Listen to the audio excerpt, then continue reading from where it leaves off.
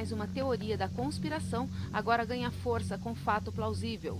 Washington pode estar movimentando sua inteligência para desestabilizar governos na América Latina, inclusive o do Brasil. O risco de ser taxado de alienado faz com que poucos abordem o assunto. Porém, aos poucos, parte da mídia observa a hipótese de que o governo dos Estados Unidos considera a presença do PT uma ameaça geopolítica. Aliada histórica dos Estados Unidos, a direita brasileira já usou do mesmo expediente no passado, e com uma atuação semelhante. O maior símbolo empresarial brasileiro, a Petrobras, por exemplo, foi alvo de uma campanha difamatória que misturou comissões parlamentares de inquérito com acusações de que a estatal servia aos interesses comunistas. Pesquisamos as edições de 1960 a 1964 dos jornais A Noite, Jornal do Brasil, Correio da Manhã, Diário de Notícias, Diário do Paraná, Folha de São Paulo, O Globo, Última Hora e Tribuna da Imprensa, e foi encontrado um cenário político semelhante ao que vivemos atualmente. Notícias de crise econômica, a proximidade com a Rússia, China e países da América Latina e, não por acaso, denúncias de corrupção na Petrobras. O levantamento demonstrou que o papel exercido por parte da imprensa, a atuação da Embaixada Americana no Brasil e as movimentações da direita brasileira em 1964 têm uma grande semelhança com fatos que ocorrem atualmente no Brasil.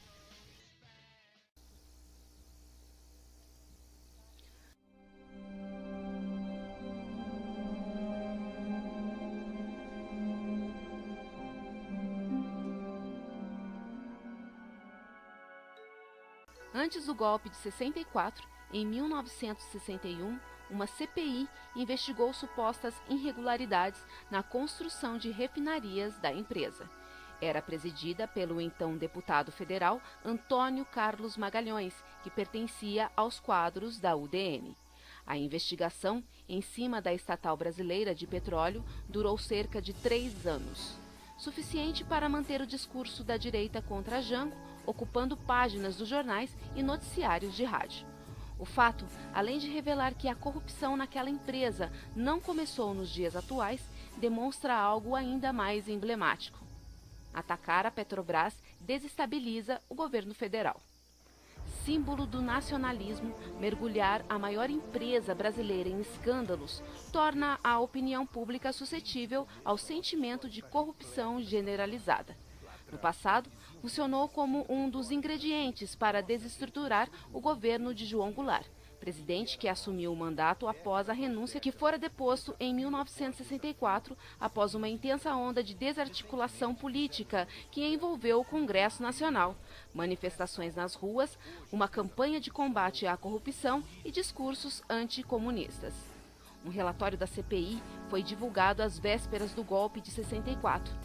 Precisamente um mês antes, e de forma incompleta. Foi mais um motivo para justificar o próprio golpe. Após a instalação do regime militar, o assunto praticamente desapareceu das páginas dos jornais.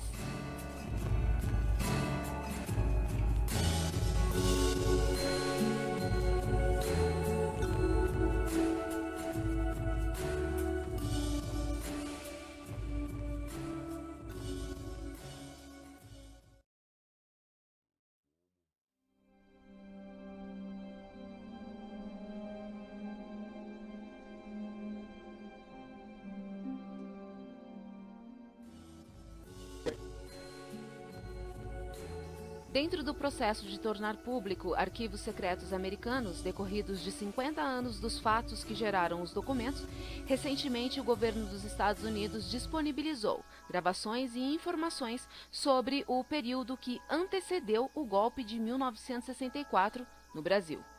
Os documentos comprovavam o que, até a sua divulgação, era tratado no Brasil como teoria conspiratória. O golpe militar de 1964 teve participação e apoio direto do governo norte-americano. João Goulart, que não viveu para ver a publicação das informações, morreu sem acreditar que houve uma intervenção deliberada dos Estados Unidos. Em uma entrevista publicada no começo deste ano, até então inédita, concedida ao jornalista americano John Foster, em 1967, Goulart disse: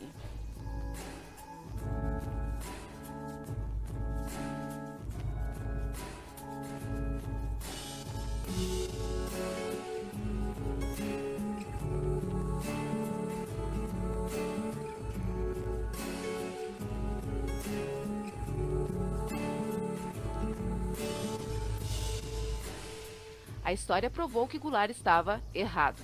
Em 7 de outubro de 1963, Kennedy esteve reunido com Lincoln Gordon, embaixador americano no Brasil na época, que sugeriu ao então presidente americano que o golpe militar era uma opção para se resolver a crise política brasileira.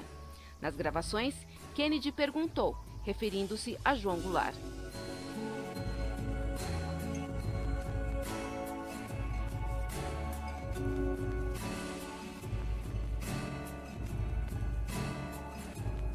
Gordon revelou haver dois planos.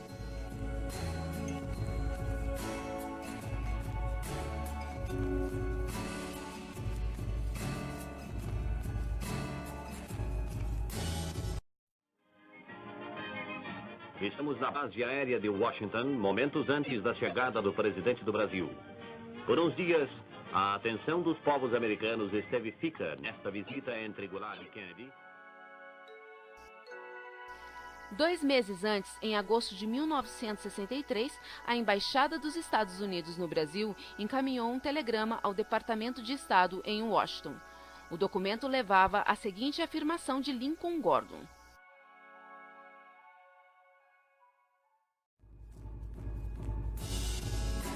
documentos do Wikileaks vazados em 2011 revelaram que a embaixada americana continua a enviar informações sobre o governo brasileiro aos Estados Unidos.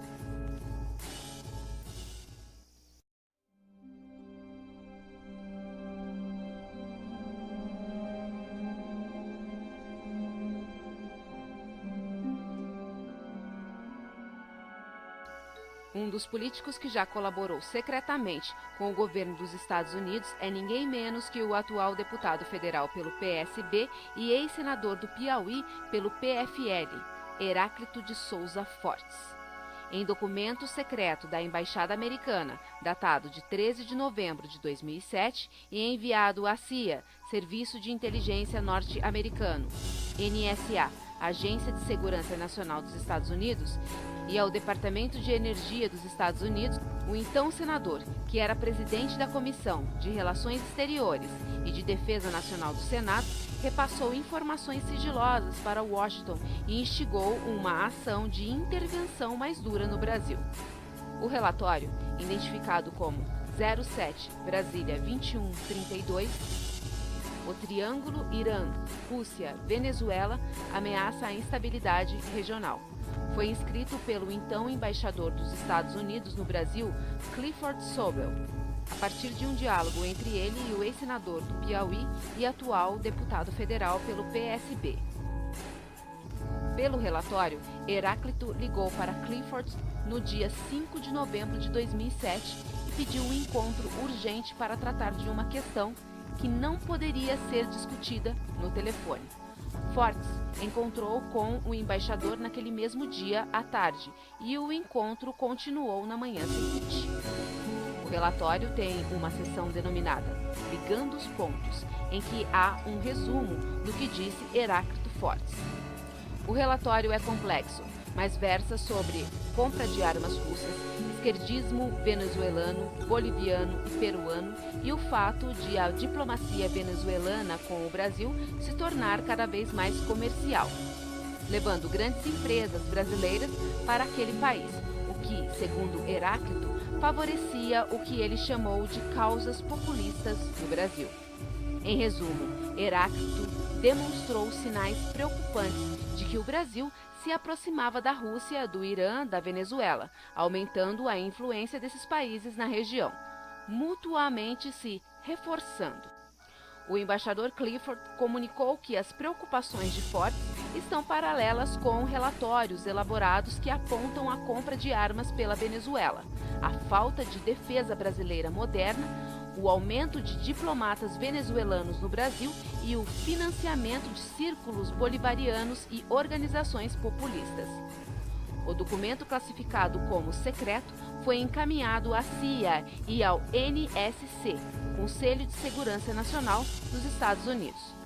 4 anos depois do diálogo entre o embaixador Clifford Soldel e Heráclito Fortes, o mundo descobriu que a presidente Dilma Rousseff e a Petrobras eram alvos da espionagem norte-americana.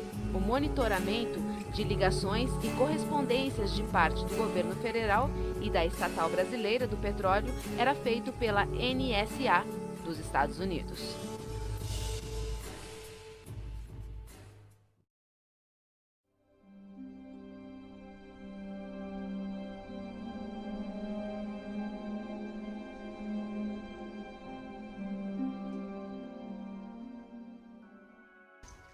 Em outro relatório de Clifford aos Estados Unidos, Heráclito Fortes surge com declarações sobre a formação de um bloco anti-América entre países latino-americanos.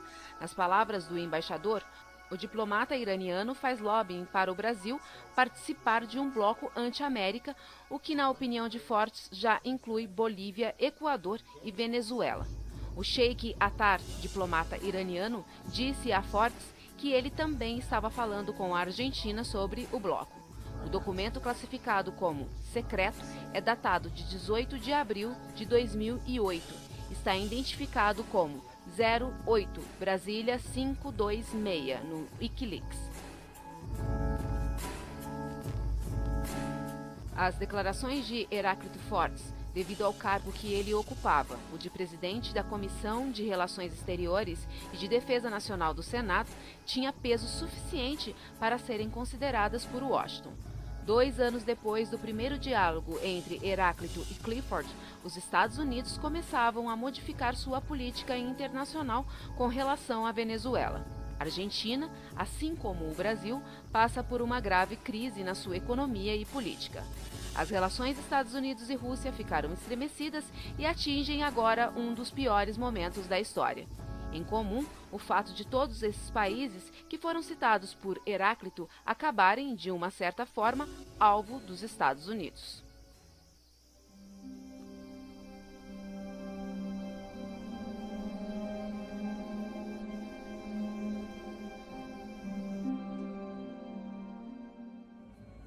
O cientista político e historiador Luiz Moniz Bandeira declarou recentemente que os Estados Unidos têm interesse em desestabilizar o governo do Partido dos Trabalhadores. Não se trata de uma questão ideológica, mas de governos que não se submetem às diretrizes de Washington, diz Moniz. Para ele, Lula e Dilma contrariaram interesses econômicos daquele país. A presidente Dilma Rousseff denunciou na ONU a espionagem da NSA. Não comprou os aviões caça dos Estados Unidos, mas da Suécia. Não entregou o pré-sal às petrolíferas americanas e não se alinhou com os Estados Unidos em outras questões de política internacional, entre as quais a dos países da América Latina, declarou em recente entrevista. Lula e Dilma exercem, na política, um papel semelhante ao que era pretendido por Goulart. São aliados à esquerda, a movimentos populares e foram responsáveis por reformas de base que Jango não conseguiu realizar.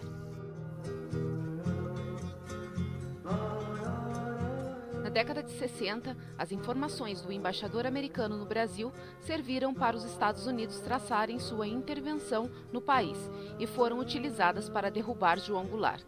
Jango era muito próximo da esquerda, alinhado demais com a Rússia e a China, e abria caminho para um fortalecimento da América Latina. Como hoje, o Brasil daquele período era a locomotiva que liderava e impulsionava os países latino-americanos.